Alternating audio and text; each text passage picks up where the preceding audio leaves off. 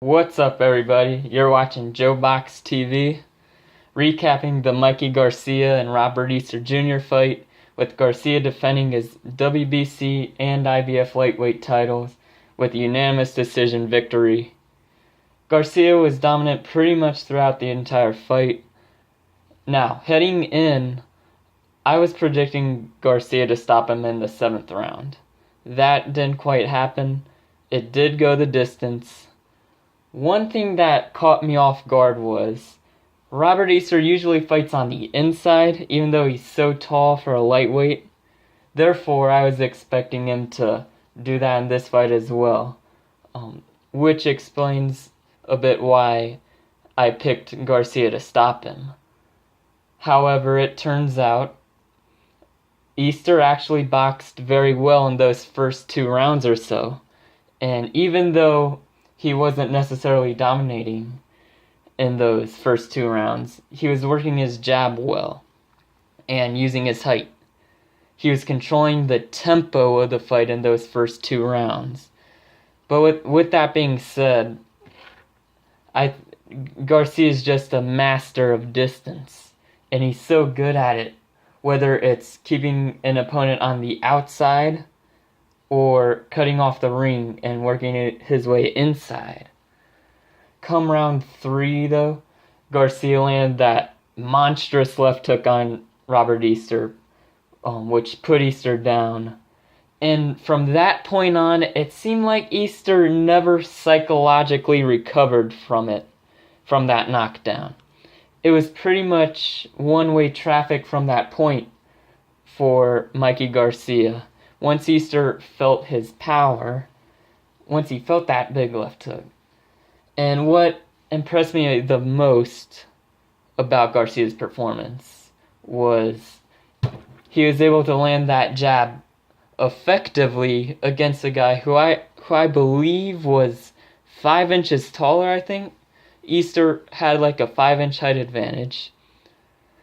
So, and also another reason why Garcia was able to have so much success was because he had nothing to fear when he was coming inside.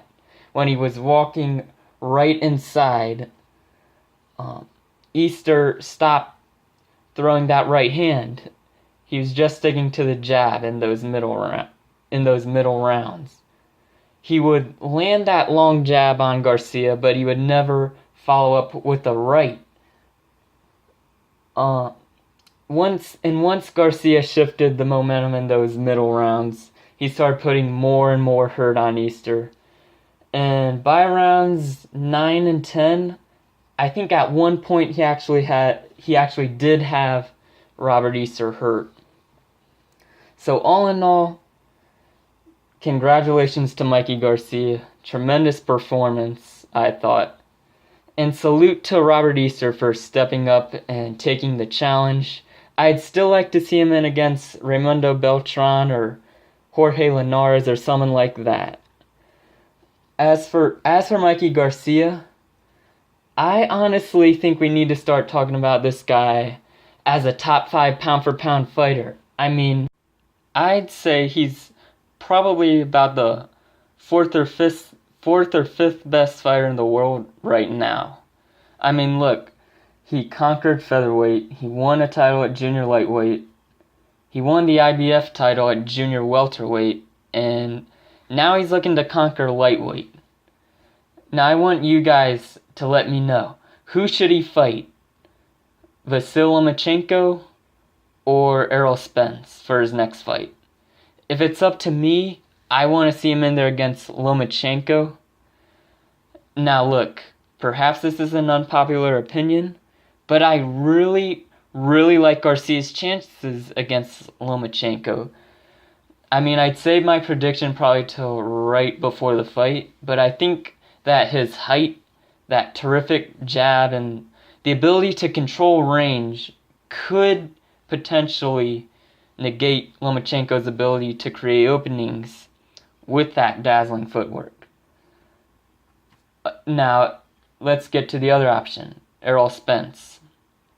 Garcia said he'd be interested in fighting Errol Spence, But still, I'd honestly, at this point right now, I'd probably pick Mikey Garcia just because of his technical abilities. I know Spence is so much stronger, a lot stronger than Garcia, and is just a beast. But I also think he has technical flaws that Garcia could exploit. So, again, you guys tell me in the comments below, who would you rather see Garcia face? Vasyl Lomachenko or Errol Spence? Until next time, this is Joe Box TV, out.